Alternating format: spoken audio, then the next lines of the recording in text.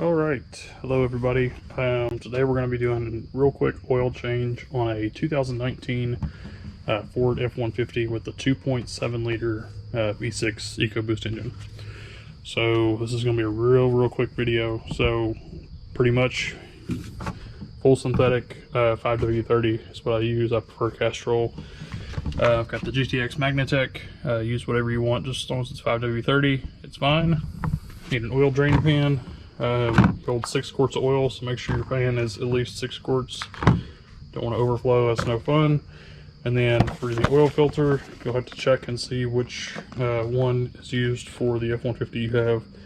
We're going to be using a Fram extra guard, so the code is CH11955. As far as tools, you'll need a 26 or 27 millimeter socket to get the housing for the oil filter off, and then you'll need a, I believe that's a 8 millimeter socket to get the I guess you'd call it the skid guard, but that's not really what it is. The guard in place that's under the truck that I'll show you here in a minute. You got to take the whole thing off to get it out of the way so that you can change the oil. Lastly, you'll want some paper towels, more than what I have here. Paper towels are a shop rag, because the way the engineers have this set up under the truck, you will get oil spilled. It doesn't matter how careful you are, it doesn't matter how you do it, it will spill and it will make a mess. So get some rags, plenty of rags before you start, and I'll show you what I mean by you will spill oil here in just a second, because I will spill oil. So let's get under the truck and I'll show you how to take the little guard off and we'll continue. Alright guys, so once you get up under the truck, it's this big guard right here. It's probably, I don't know, 2.5 by the width of the truck there. There's 4 8 millimeter bolts here, one right up here, and then the same on the other side. Remove those and the whole thing, just slide it towards the back of the truck and you'll take it out of the way. Alright everybody, so we got the guard off. The reason you're going to make a mess is because someone decided that this bar right here was a good idea. So your drain plug is right there. Little yellow drain plug, hard to miss it. But it's all maybe 2 inches from that bar. So when you go to untwist it, you'll want to have the drain plug, or I'm sorry, the drain pan directly below it, because it's going to come shooting out. It's going to hit this bar and just fall straight down. And then as you know, the oil pressure recedes, it'll just start falling straight down anyway. But it's going to make a mess all over this bar, and then all over the floor more than likely too, because it'll run along the sides of the bar out to either edge. So just be prepared for that. There's no avoiding it really. Just try and don't be under it yourself when you're untwisting it. Be off to the side, out of the way. So fair warning, I'm gonna take it out real fast and then we'll move on. Alright, so the last little bit's coming out there. As you can kind of see, it splatters everywhere. It's gonna happen. It's running all along the bar, but it's not too terribly bad. Just be as careful and all that as you can. So before I take this drain pan out, I'm actually going to go up and remove the oil filter as well, so that way anything that's trapped up in there can come all the way down through the system. And then we will put the drain plug back in and move on. Alright, so hardest part's behind us now. The last thing we have to do before just putting everything back together and filling it up is the oil filter. So the oil filter is under this little thing here. So you'll want to get your 26 or 27 millimeter, it works with either, socket with an extension, so you can clear all this piping and stuff here and attach to that and remove it. Be careful when you remove it, because you'll be dropping a little bit of oil from there as well. Best to have a couple rags or paper towels there as well, just to catch some of that. So I'm going to get the socket and do that, and we'll replace it, and then we will go back down and put the drain plug back in the truck in the bottom, and then we should be good to fill it back up. Alright guys, so this is what you're going to be pulling out of your oil filter. This is really not too hard to do. your oil filter's right here. You kind of just got to pull it out. Comes attached or detached like that. That's your old one. You can discard that. With your new one, depending on what you get, most of them will come with new seals, although I've heard of super cheap ones not. So make sure they do. You'll get 2 new seals for the outside rings here, those 2, and then you'll get a little seal for this one here. The outside rings are really easy to replace. The inside, the little one, is kind of difficult. A flathead screwdriver is what I found works best, but just kind of mess with those. Once you get them replaced, there's no particular order in which they go, so just as long as the little one goes on the little one, the big ones can go either way. Once you got that replaced, the new one will slide on there, and you can replace it back in the truck. You only want to hand tighten it going back in. You don't really, I don't know if there's any torque specifications for it or anything like that.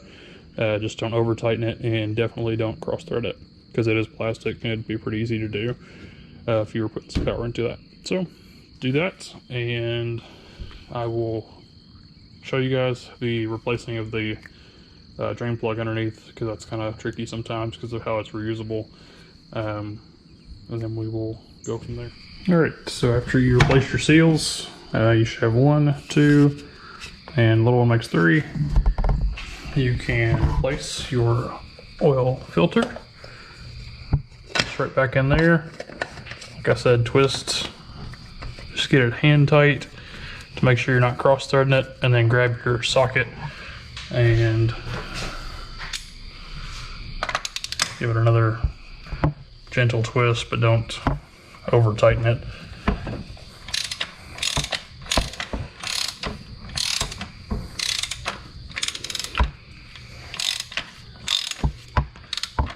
Right there.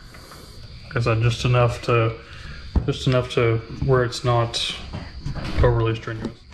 Okay, so the trick with the drain plug, I've been told they're semi-disposable, so I use mine twice. Every other oil change, I'll replace it. You can get them on Amazon for like $5. You can order them from Ford for like $5. They're super cheap. But they do, these little brackets here get broken really easily if you're not careful when you take it off. So be real careful when you take it off, but then also when you're putting it back on, if you try and over tighten it, you'll snap them off. It's like a ceramic kind of plastic. It's not just regular plastic. So just something else to be aware of. All right, so our drain plug's back in.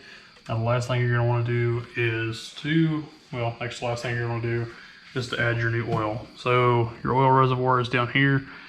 You're gonna take the cap off of that and set it aside.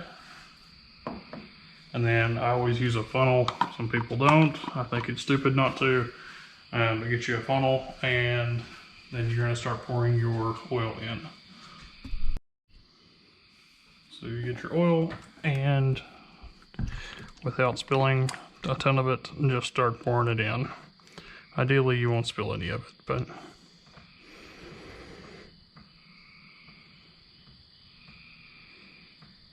and then once you've got all 6 quarts in, you can replace the cap and put your little guard thing on the bottom, whatever you want to call that. I'm going to keep calling it a skid plate, even though it is not.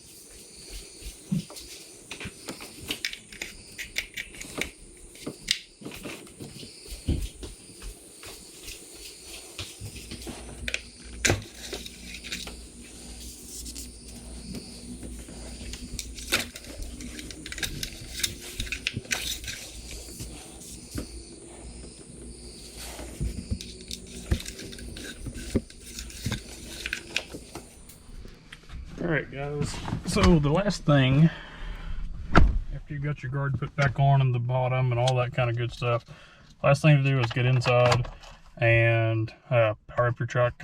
What you want to look at is your oil pressure, which you have to check in the gauge, in the digital gauge there if you have it. You really don't have to look for it because you'll get an annunciator immediately if your pressure is low or if there's something like that. If you get one of those annunciators telling you that your oil pressure is low, that means you didn't tighten something enough. You either didn't tighten your oil filter enough or your drain plug enough or something like that, and you're losing oil pressure. At that point, shut your truck off ASAP and go check everything to see what you missed, because that'll do some serious damage to your engine. Real fast, I'll show you this on your display. You want to scroll all the way down here to settings, click settings, advanced settings. You want to go under vehicle, and then you'll see oil life reset. Click that, and then push and hold, and you are now good to go. That's everything. That's the whole process from start to finish. If you have any questions, have any comments, anything like that, let me know. I appreciate everything you guys have to say. So yeah, you'll have a good evening.